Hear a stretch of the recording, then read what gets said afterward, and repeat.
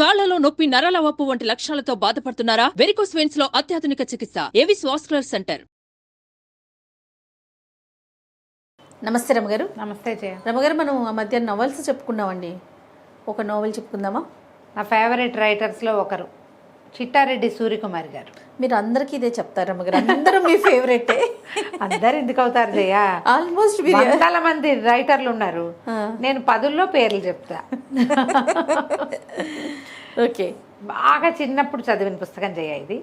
నేను ఒక 10th అలాగా. ఓకే, బాగుంటుంది. అయితే సూర్యకుమార్ గారి గురించి చెప్పాలి. వీరేమన్నా డాక్టర్ ఏమోనని నా అనుమానం. నవలల మీద ఇప్పుడు డాక్టర్ చిట్టారెడ్డి అని నేను చూడలా. ఇప్పుడు మెడికల్ టెర్మినాలజీ, మెడిసిన్కి సంబంధించిన విషయాలు చాలా విశదంగా చెప్తారు. మెడికల్ కాలేజీలో జరిగే ర్యాగింగ్లు, అవన్నీ బాగా నర్సులు వాళ్ళు వేసుకునే బట్టలు, వాళ్ళు చేసే పనులు, ఆపరేషన్ థియేటర్ సంగతులు అవి భలే వివరంగా చెప్తారు. Okay. And more over Suryakumar గారి దగ్గర ఒక ప్రత్యేకమైన క్వాలిటీ మిగిలిన రైటర్స్లో తక్కువ ఉండేది, వీరిలో బాగా ఎక్కువ ఉండేది ఏంటంటే ప్రతి క్యారెక్టరు పరిచయం చేస్తూ వారికి ఒక చిన్న కథ చెప్తారు. క్యారెక్టర్కి వాళ్ళ జీవితానికి సంబంధించిన కొన్ని, వాళ్ళు ఎలాంటి వాళ్ళు అనేది వాళ్ళకి సంబంధించిన కథ వివరంగా ఇచ్చేస్తారు. హైలైట్ బాగుంటుంది. ఎంత బాగుంటాయో. ఓకే. చాలా విషయాలు, చాలా వ్యక్తుల గురించి. ఆ ఆపరేషన్ థియేటర్లో పనిచేసే ఒక క్యారెక్టర్, అతనిది ఒక చిన్న కథ బ్రీఫ్గా ఇచ్చేస్తారు. విశ్వనాథ్ సత్యనారాయణ గారిది కూడా ఇలాంటి ఒక తరహా ఉంటుంది.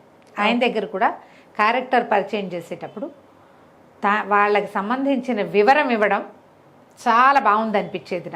నాకు ఇష్టం ఆయన. విశ్వనాథ్ సత్యనారాయణ గారు ఆల్ టైమ్ ఫేవరెట్. అదే. సూర్యకుమార్ గారివి 3-4 నవెల్స్ చాలా బాగుంటాయి.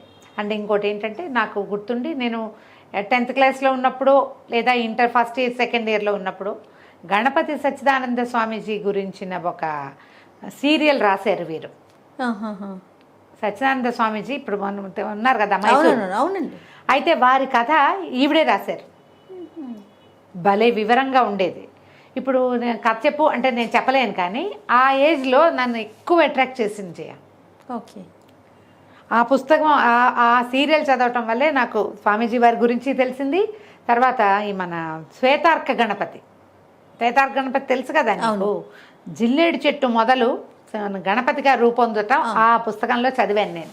అప్పుడు అది సీరియల్గా వచ్చేది. ఆంధ్రభూమిలో వచ్చిందేమోనని అనుకుంటున్నా, బాగా ఖచ్చితంగా జ్ఞాపకం లేదు. ఓకే. వీరి వల్లే అది తెలుసుకున్నాను అనమాట. అందులో ఎన్ని రకాల క్యారెక్టర్సు, వాళ్ళ కథలు. ఇవాళ మనం ఏం చెప్దామంటే, ఇది నేను ఇందులో పెద్ద స్టోరీ ఉందని నేను అన్నాం. చాలా క్యారెక్టర్ల సమాహారంగా కనపడుతుంది. Brief story. ఓకే. కన్నెపిల్లలు, 2 అమ్మాయిల కథ ఇది. ఇవి ఉదాత్త చరిత్రలు కూడా బాగుంటుంది. నెక్స్ట్ టైం చెప్పుకుందాం తప్పకుండా. వీరితో నాకేమి పర్సనల్ టచ్ అవి ఏం లేవు, చాలా కాలం క్రితం చదివినవి కదా. నేను కొంతమంది రైటర్స్ తోటి అయితే మనం అవకాశం ఉంది, వీరితోటి నేను తెలుసుకోలేకపోయాను అట్లా. ఒకవేళ ఇది విన్నాక మన విధి విన్యాసాలు చెప్పినప్పుడు వాళ్ళ అమ్మాయి నాతో మాట్లాడారు, రైటర్ అమ్మాయి కౌశల్యాదేవి గారు, అంతే కదా, మాట్లాడారు. ఇప్పుడు కూడా అవకాశం ఉంటుంది. నండూరు రామ్మోహన్ రావు గారు అమ్మాయి కూడా టచ్లోకి వచ్చారు. వీరు కూడా అట్లా ఎవరైనా వస్తే ఇంకా సంతోషంగా ఉంటుంది. అది నాకు చాలా ఇష్టమైన రచయిత్రులలో చిట్టారెడ్డి సూర్యకుమార్ గారు ఒకరు. బాగుంటాయి కథలు. అయితే ఇది వందన, సరిత అని 2 అమ్మాయిలు, కన్నెపిల్లలు. వీళ్ళు ఏంటంటే స్కూల్ ఫ్రెండ్స్. మనకి ఇది ఎక్కడి నుంచి పరిచయం చేస్తారు కదా. వందనేమో స్టాఫ్ నర్స్గా పనిచేస్తుంది, సరితేమో స్కూల్ టీచరు. ఓకే. ఓ టీచరు వీళ్ళిద్దరు కలిసి ఒకే ఊళ్ళో కలిసి ఉంటారు. వీళ్ళు ఏంటంటే స్కూల్లో కలుసుకున్నారు, హై స్కూల్లో. వందన ఇంచుమించుగా అనాథ. వాళ్ళ అమ్మ వాళ్ళు ఉన్నారు, కానీ కొంచెం పెద్ద అయ్యాక అమ్మ చనిపోయింది. ఒక మేనబావ ఉన్నాడు, అతనేమో డిఫెన్స్లో ఎక్కడో పనిచేస్తున్నాడు. యుద్ధానికి మన సైనికుడిగా చేరాడనమాట. ఆర్మీలో ఉన్నాడు. ఎప్పుడో బావ వచ్చి తనని పెళ్లి చేసుకుంటాడు అనుకుంటుంది. అయితే 10th క్లాస్ దాకా, SLC దాకా కలిసి చదువుకుంటారు వీళ్ళు. సరిత ఒక పోలీస్ ఆఫీసర్ గారి కూతురు, కొంచెం ధనికుల కింద లెక్క. వందన పేదింటి అమ్మాయి, కానీ వీళ్ళిద్దరూ చాలా క్లోజ్ ఫ్రెండ్స్గా ఉంటారు. ఓకే. స్కూల్లో కలుసుకుంటారు. ఆ స్కూల్లో విషయాలు చెప్పేటప్పుడు కూడా క్రిస్టియన్స్ మిషనరీ స్కూలు, దానికి హాస్టల్ ఉండటం, హాస్టల్లో ఏమిటో నీకు ఆ వందన నీ తేనెకళ్ళు ఇంకా తేలిపోతున్నాయంటే అన్నంలో పురుగులు వస్తున్నాయని చెప్తుంది అనమాట. అన్నంలో పురుగులు వస్తున్నాయి, కళ్ళకి మంచిది, ఒంటికి బలం అని చెప్పారు అంటుంది. ఈ అమ్మాయి కూడా చిన్నమ్మాయి సరిత కూడా హాస్టల్లో చేరి వాళ్ళ మీద బోల్డ్ అన్ని కంప్లైంట్లు ఇచ్చి అలా చేస్తుంది అనమాట. సరిత చిచ్చుబుడ్డి, ఇంట్లో ఏమో చిచ్చు అనే పిలుస్తారు అమ్మాయిని. ఈ వందన పాపం అమాయకంగా మెత్తగా ఉంటుంది, మృదువుగా ఉంటుంది మనిషి. ఈ ఇద్దరు 10th క్లాస్ అప్పుడు 8th 9th క్లాసుల్లో వచ్చి చేరుతుంది వెళ్ళి స్కూల్లో. ఆయనకి ట్రాన్స్ఫర్లు అవుతున్నాయని తండ్రికి ఈ స్కూల్లో వేస్తారు. మొదట ఏదో వచ్చేది ఇంటి నుంచి, తర్వాత హాస్టల్లో చేరిపోతుంది. 10th క్లాస్ ఈ అమ్మాయి ఫెయిల్ అవుతుంది, ఆ అమ్మాయి పాస్ అవుతుంది. ఓహో 10th ఫెయిల్ వందన. ఫెయిల్ అయితే ఏం చేస్తుంది, నర్సింగ్ ట్రైనింగ్లో చేరిందనమాట. అప్పుడు ఎస్ఎల్సి కాలం ఇది. అదే మన 10th క్లాసు కంటే ముందే. ఎస్ఎల్సి అంటే ఇంటర్ వరకు కదా నమ్మగారు, +1 +2 కలిపితే కదా ఎస్ఎల్సి. అది నాకు తెలీదు, నేను అట్లా విన్నా. అలాగా అయి ఉంటుంది బహుశా. ఓల్డ్ ఎస్ఎల్సి అంటే మన ఇంటర్మీడియట్ తో సమానంగా ఈక్వల్ అని 12th క్లాస్ ఏమో మరి అనుకుంటున్నాను రమ్మగారు. అయి ఉండొచ్చు. ఈ అమ్మాయి ఏమో ఒక అమ్మాయి వందనేమో నర్స్ ట్రైనింగ్కి వెళ్తుంది, సరితేమో కాలేజీలో చేరుతుంది. ఓకే. తర్వాత స్కూల్ టీచర్గా వస్తుంది అనమాట.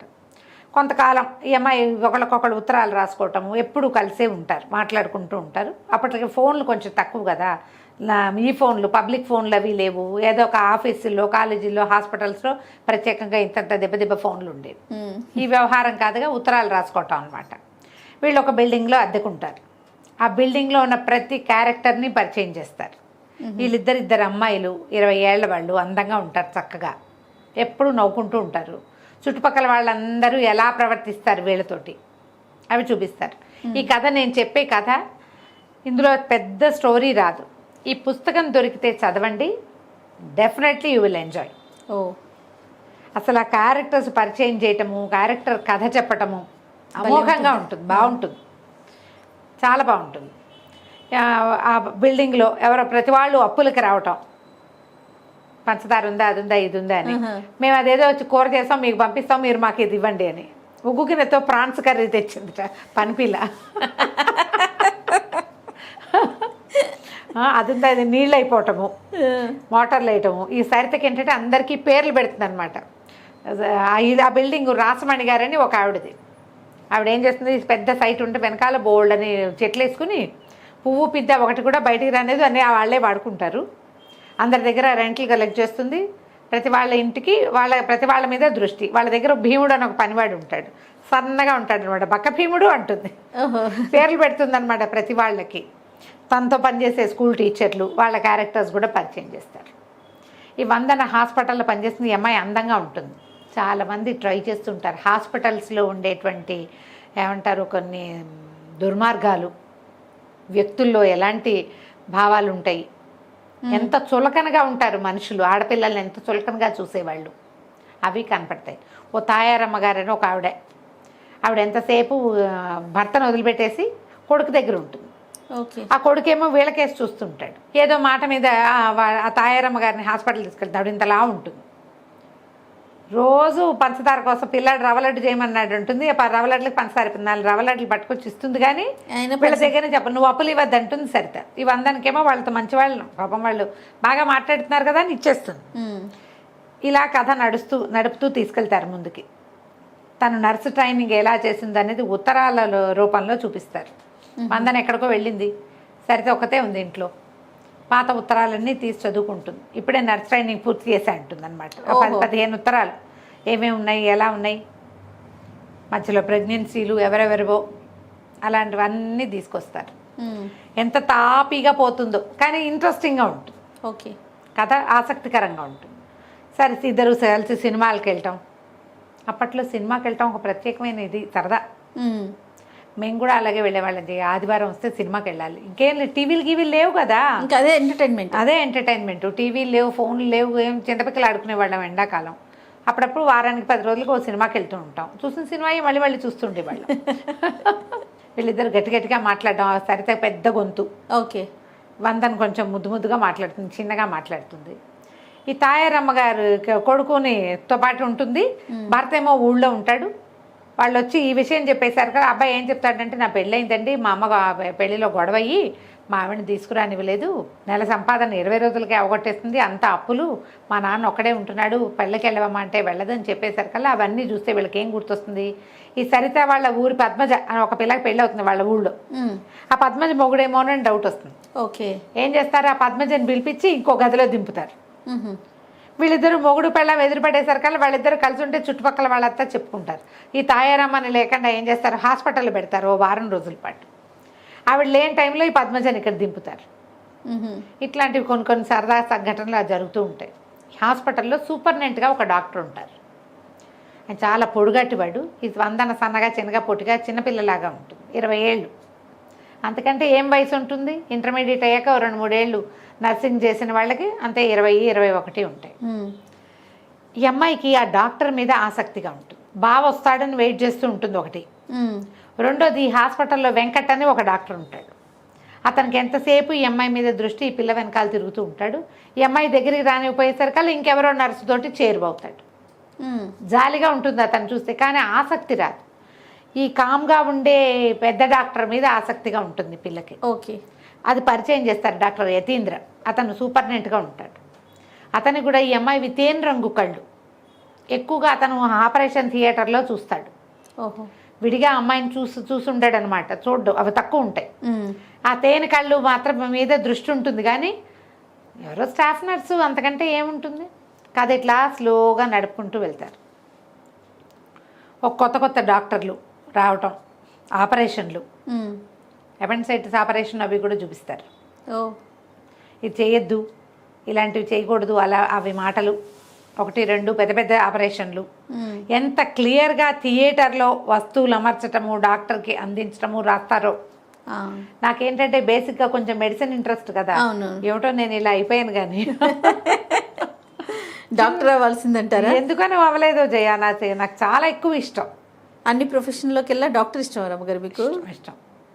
ఓకే. ఆపరేషన్ థియేటర్లో అలాంటి కథలు మరీ ఇష్టం నాకు. అదేలేండి, ఆ ప్రొఫెషన్ ఇష్టం కాబట్టి అది ఇంట్రెస్ట్ అనిపిస్తుంది.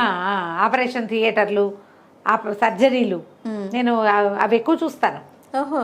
మామూలుగా సిరీస్లు కూడా అలాంటి చూసేస్తాను. కోసేసేది, కట్టేసేది, కుట్టేసేది చూస్తా. అవి ఇష్టం నాకు ఎందుకో అలా ఉంది. మరి వచ్చే జన్మలో డాక్టర్ అవుతానేమో చూడండి. నేను అప్పుడు కూడా కెమెరా మీతో హెల్త్ ఇంటర్వ్యూలు చేస్తాను రమ్మగారు. అప్పుడు చేద్దు కానీ అప్పుడు కూడా కెమెరా వదలవా? నేను ఎవరైనా మామూలుగా డాక్టర్ చదివి ప్రాక్టీస్ చేయట్లేదంటే నాకు చాలా బాధగా ఉంటుంది జయ. అంత కష్టపడి చదివి చెయ్యట్లేదా? ఇన్నేళ్ళు అసలు డాక్టర్ కోర్స్ అంటే నిలబడి కాళ్ళు పడిపోతాయి తెలుసా జయ. ఎన్ని గంటల నుంచి ఉంటారో, ఎంత కష్టపడి చదువుతారో కదా. అంతా కష్టపడి బాధ అనిపిస్తుంది. ఎవరైనా ఈ మగపిల్లలు పెళ్లి చేసుకుని పెళ్ళాలని ఇంట్లో కూర్చోబెడతామంటే నాకు వాళ్ళని చితకొట్టేద్దాం అనిపిస్తుంది. నిజంగా నాకు నచ్చదు అసలు. అదేలేండి, అది కష్టం మీద మీకు కష్టం మీద సానుభూతి. అదే కాదు జయ, ఒక డాక్టర్ తయారవ్వాలంటే ఇప్పుడంటే ప్రైవేట్ కాలేజీలు వచ్చినాయి. మన చిన్నప్పుడు ఎన్నున్నాయి జయ. గవర్నమెంట్ డబ్బు వీళ్ళు పెట్టిన దానికంటే ఎక్కువ డబ్బు ఖర్చు అయ్యేది. అవునవును. నువ్వు తీసుకోకపోతే ఇంకోళ్ళు తీసుకునేవాళ్ళు కదా, ఇంకోళ్ళు ప్రజలకు ఉపయోగపడేవాళ్ళు కదా. అది ఎంత అవసరం డాక్టర్ సర్వీస్, మెడికల్ సర్వీస్ చాలా ఓరియంటెడ్ జాబ్స్ కదా రమ్మగారు. నాకు చాలా బాధగా ఉంటుంది. అందుకని ఈ ఆపరేషన్ థియేటర్లు సరదా ఎక్కువ అనమాట. అయితే ఈ డాక్టర్ వెంకట్ వెనకాల తిరుగుతూ ఉంటాడు, కానీ ఈ అమ్మాయికి దృష్టి అతని మీద ఉంటుంది. కొంతకాలం ఇట్లా కథ నడిపిన తర్వాత ఒకరోజు ఆ యతీంద్రని కలవడానికి ఎవరో ఒక అబ్బాయి వస్తాడు. వస్తే అదే టైంకి సరిత ఫోన్ చేసి ఒక మెసేజ్ ఇస్తుంది, అడుగుతుంది. సిస్టర్ అందరం ఉంటే పిలుస్తారంటే ఆవిడ బిజీగా ఉన్నారు, మీకు ఏదైనా ఉంటే చెప్పండి నేను రాసుకుంటానంటాడు ఈ డాక్టర్ యతీంద్ర గారు. ఆయనే రాస్తాడు. రాస్తే ఏదో అందరికీ పేర్లు పెడుతుంది కదా. హిప్పిరాక్ష రావణాసురుడు వచ్చాడు అలాంటి వాక్యాలు కొన్ని చెప్తుంది అనమాట. చెప్పేసరికల్లా ఆ అమ్మాయి వస్తే ఇగో మీకు యువతరం ఎవరో ఇచ్చారు మెసేజ్ అని ఆ మెసేజ్ ముందు పెడతాడు. అప్పట్లో ఇలా చేసేవాళ్ళు. ఫోన్ దగ్గరికి మనిషిని పిలవలేకపోతే వాళ్ళు చెప్పింది రాసుకుని అప్పచెప్పేవాళ్ళు అనమాట. ఎవరికైనా ఫోన్ చేయండి, అమ్మగారికి సీరియస్ అవేవో చెప్తారు కదా. వీళ్ళిద్దరు అడుగుతారు ఏమిటి ఈ మెసేజ్కి అర్థం అని. ఆ రెండో కుర్రాడు ఈ అమ్మాయి వెనకాల వస్తాడు. ఓకే. అక్కడ ఇంకో అబ్బాయి ఇచ్చాడు కదా. తర్వాత ఒక రోజు తర్వాత 2 రోజుల తర్వాత సినిమాకి వెళ్తారు. సినిమాకి వెళ్తే ఈ అబ్బాయి, ఈ రెండో అబ్బాయి వెనకాల కూర్చొని కనిపిస్తాడు. పలకరిస్తాడు. పలకరించేసరికి ఎవరో చూస్తున్నాడు అబ్బాయి మనకేసి అంటే కృష్ణుడు అంటుంది. ఏమిటి నువ్వు పిచ్చకిందా, నువ్వు ఏదో మాట్లాడుతున్నావంటే అబ్బాయి కృష్ణుడిలా కనపడతాడు చక్కగా, సామంత్ సాయిగా పొడుగ్గా బాగున్నాడని. సరే వచ్చి పలకరిస్తాడు. పలకరిస్తే వీళ్ళ పక్కన కూర్చుంటాడు. డాక్టర్ గారి దగ్గరికి వచ్చాడు, వాళ్ళ ఫ్రెండో ఎవరో అని చెప్తుంది. ఏం చదువుతున్నా అంటే ఎంబీ చదువుతున్నాను, బహుశా మాస్టర్ ఆఫ్ బిజినెస్ అయ్యి ఉంటుంది, ఎంబీఏ అనరు, ఎంబీ అని చెప్తారు. సెకండ్ ఇయర్ చదువుతుంటే మనకంటే చిన్నవాడైతే మాట్లాడచ్చు అనుకుంటారు వాళ్ళు. చిన్నపిల్లాడు చదువుకుంటున్నాడు కదా, కానీ కుర్రాడు అబ్బాయి. వీళ్ళు పక్కన కూర్చుంటాడు. కూర్చుని వీళ్ళిద్దరు కబుర్లు వింటాడు, ఎక్కడికైనా వెళ్ళిపోదాం. అది ఏమవుతుందంటే ఈ హాస్పిటల్లో ఉండగా ఈ అమ్మాయి ఈ డాక్టర్ వెంకట్ ఏమో తన వెనకాల పడుతున్నాడు. అతన్ని ఇది చేయదు. అక్కడ డాక్టర్ కృష్ణయ్య అని ఒక ఆయన ఉంటాడు, ఆయన చాలా మర్యాదస్తుడు అనుకుంటుంది. ఒకరోజు థియేటర్లో అతనికి ఎత్తో పాటు ఒంటరిగా ఉంటే అతని ఈ అమ్మాయి మీద అఘాయిత్యం చేయబోతాడు. చేయబోయేసరికల్లా అరిచి కేకలు పెడుతుంది. ఇతను యతీంద్ర వచ్చేస్తాడు. ఆయన వస్తాడు సూపరింటెండెంట్ వచ్చి డాక్టర్ని కేకలేసి పంపిస్తాడు. ఏంటి నీ మీద ఇలాంటి కంప్లైంట్స్ వస్తున్నాయంటే ఈ పిల్ల పోట్లాడే గట్టిగా అరిచేస్తుంది అనమాట. చేసిన వాడిని వదిలేసి నన్ను విక్టిమ్ని నన్ను అడుగుతారేంటి? ఇక్కడ శీలంగా మర్యాదగా ఉండాలని అనుకునే వాళ్ళకి దారి లేదు. ఇలా ఎవడో ఒకడు వచ్చి మీద పడతాడు, మీరేమో మమ్మల్ని సంజాయిషి అడుగుతారు. అతని మీద ఇష్టం వచ్చేస్తుంది. అంతకుముందు అంతా ఎంతసేపు రూమ్ తుడిచిపెట్టి అతను వచ్చేసరికల్లా రూమ్ క్లీన్గా ఉంచి ఆపరేషన్ థియేటర్లో అతని పక్కనే నుంచుని, అంటే ఒక ఇది ఉందన్నమాట, ఇన్ఫాక్చుయేషన్, ఒక ఆకర్షణ ఉంటుంది అతని మీద. అతను రివర్స్లో అడిగేసరికల్లా భరించలేకపోతుంది. ఎక్కడికైనా వెళ్దాము, 4 రోజులు నాకు విసుగ్గా ఉంది, నాకు కష్టంగా ఉంది అంటుంది. ఈ అబ్బాయి ఏమంటాడంటే నేను హైదరాబాద్ వెళ్తున్నాను, మీరు వస్తారా అంటాడు. సరే ఆలోచించుకుని సరే వెళ్దాం. చిన్నపిల్లాడు కదా, చిన్న కుర్రాడు, చదువుకుంటున్నాడని వెళ్దాం అనుకుంటారు. సరే తీసుకెళ్తాడు హైదరాబాద్కి కారులో. ఓహో, వెళ్తారు, ఏదైనా ఎంజాయ్ చేయాలనుకుంటారు. అయితే నేను ఎప్పుడైనా క్యావరేలు అవి ఇవి వెంటనే కానీ ఎప్పుడూ చూడలేదంటుంది. అనేసరికి ఒక బార్కి తీసుకుపోతాడు వీళ్ళని. డ్రింక్స్ ఏవో తెప్పిస్తాడు. ఇవి తాగండి అంటే ఈ 100 ఒక నోట్లో పెట్టిన, బాబోయ్ నా వల్ల కాదు, నేను తాగలేను అంటుంది. సరితకి మాత్రం ఏం లేదు, అవేంటో ట్రై చేయాలంటుంది. పిల్ల అల్లరిది కదా, తాగేసి కక్కిస్తుంది మొత్తం. సరే మోసుకెళ్తారు, ఎవరో బయటికి తీసుకెళ్తారు, ఎవరు తీసుకెళ్లారో తెలియదు. ఈ అమ్మాయినేమో యతీంద్ర వస్తాడు అక్కడికి. వచ్చి 100 అని చెప్పి ఇంకా ఏం మిగిలింది, ఇంకేం చేయాలి, చేసింది చాలదా, ఇక్కడికి వచ్చి కూర్చున్నావు అని బలవంతంగా తీసుకొస్తాడు. బయటికి తీసుకొస్తే ఈ అమ్మాయి అడుగుతుంది, మీకేం సంబంధం లేదు, మీరెవరు నన్ను అడగడానికి, మీరు అక్కడే సూపరింటెండెంట్, మీరు ఇక్కడ ఏం కాదు, నన్ను వదిలేసేయండి అంటూ. ఎందుకు కాదు, ఈ కాగితానికి సమాధానం చెప్పంటాడు. అంతకుముందు ఏం చేస్తుంది, ఆ రూమ్లో కూర్చున్నప్పుడల్లా చక్కగా రాసుకుంటుంది అనమాట, మంచిగా అందంగా చెక్కుతుంది అక్షరాలు, యతీన్ మై లవర్, ఇగో ఈ కాగితం అక్కడ ఉంది, దీనికి సమాధానం చెప్పు, అప్పుడు నేను చెప్తాను అని కొంచెం గట్టిగా, ఇట్లా ఎందుకు వచ్చావు నువ్వు అని కేకలేసరికల్లా నువ్వు ఇలా అడిగేసరికి నేను ఓర్చుకోలేకపోయానంట. నేనేం చేయను, నాకు ముందు నుంచి నువ్వంటే ఇష్టం.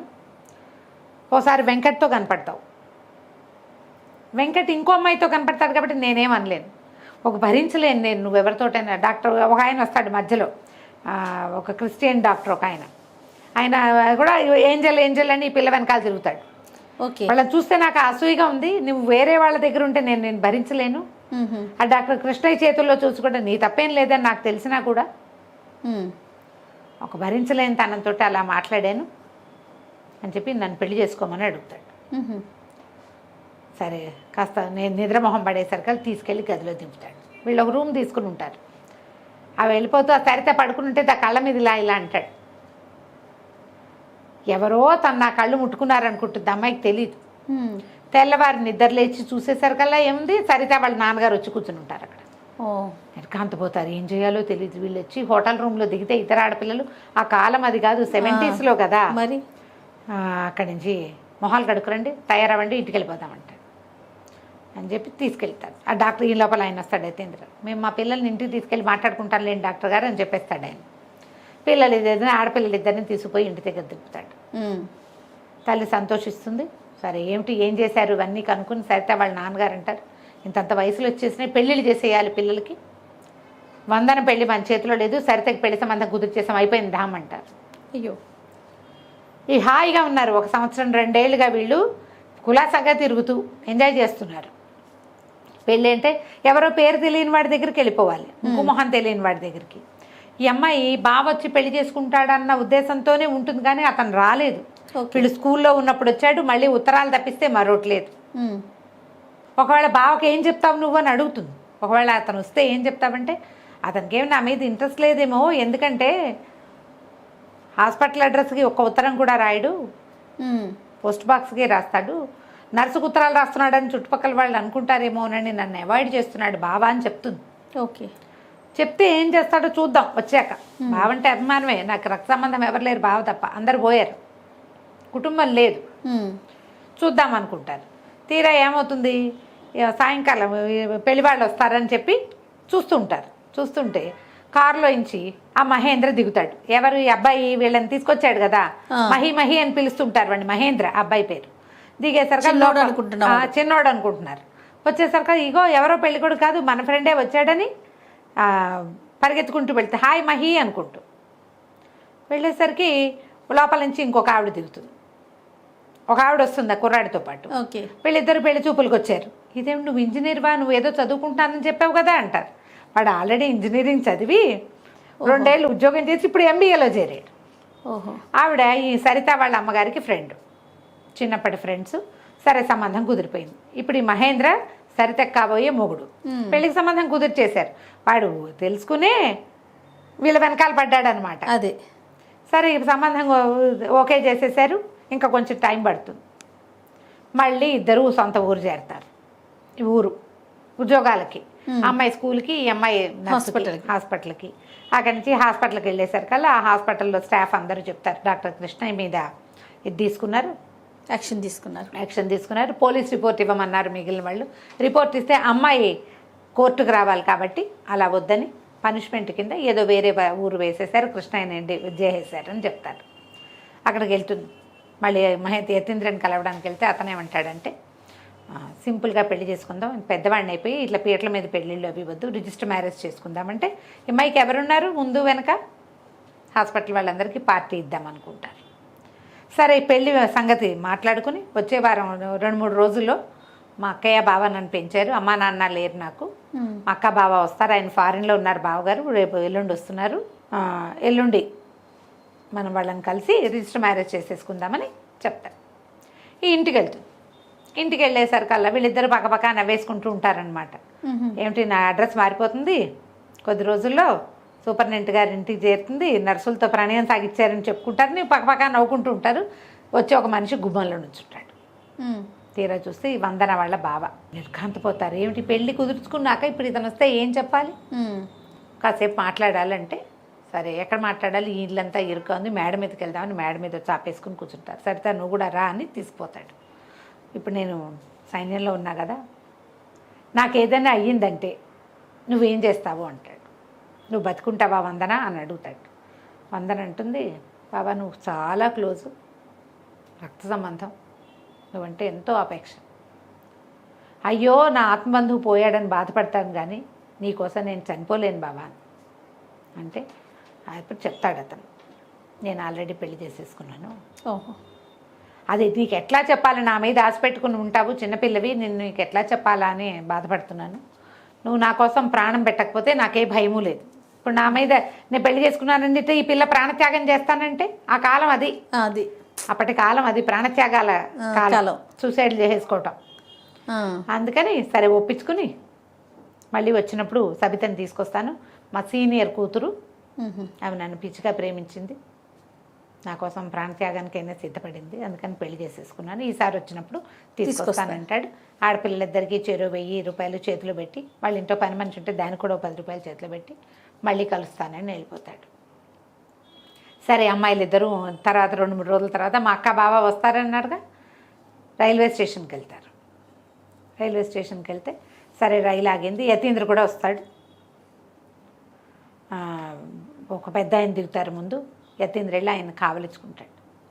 ఆయన వెనకాల నుంచి ఒక ఆవిడ దిగుతుంది, ఆవిడెవరు, మహేంద్ర వాళ్ళ అమ్మ. వాళ్ళిద్దరు వెనకాల నుంచి మహేంద్ర దిగుతాడు. డాడీ ఇదిగో ఇది నాది అని ఆ సరితను చూపిస్తాడు. ఈ యతీంద్ర మహేంద్ర మేనమామ మేనల్లుడు, వాళ్ళ అక్క కొడుకు, అక్క బావని ఇతన్ని పెంచుతారు. ఈయన పెద్దవాడు, ఏజ్ గ్యాప్ ఉంది. అప్పటి రోజుల్లో 10-12 ఏళ్ల గ్యాప్లో పెళ్లి చేసుకోవటం అసలు విషయమే కాదు, అసలు విషయం కాదు. 15-20 ఇయర్స్ గ్యాప్లో కూడా పెళ్ళిళ్ళు చేసుకునేవారు. ఆడవాళ్ళు ఆసక్తి చూపించి కూడా 10-12 ఇయర్స్ గ్యాప్లో పెళ్లి చేసుకునేవాళ్ళు. ఇప్పుడు ఈ 120 ఇయర్స్ది. ఆయన సీనియర్ డాక్టర్, సూపర్ స్పెషాలిటీ చేసిన డాక్టర్ అంటే 33-35 ఏళ్ళు ఉంటాయిగా ఈజీగా. సరే, తర్వాత హాయిగా పెళ్ళిళ్ళు అయిపోతాయి, హాయిగా ఉంటారు. ఈ రైల్వే స్టేషన్ సీనే ఈ కథకి ఎండింగ్. ఓకే. ఈ అమ్మాయిలు ఇద్దరు ఎలాంటి లివింగ్లో ఉన్నారు అది చూపిస్తారు. దొరికితే తప్పకుండా చదవండి. ఇంకో కథ కూడా, ఉదాత్త చరిత్రలు కూడా చాలా బాగుంటుంది వీరిది. మళ్ళీ చెప్దాం ఇంకొకసారి. తప్పకుండా రమ్మగారు. నమస్తే. నమస్తే జయ. సుమన్ టీవీలో మీ పర్సనల్ అండ్ బిజినెస్ ప్రమోషన్స్ కోసం కింది నెంబర్కి కాంటాక్ట్ చేయండి.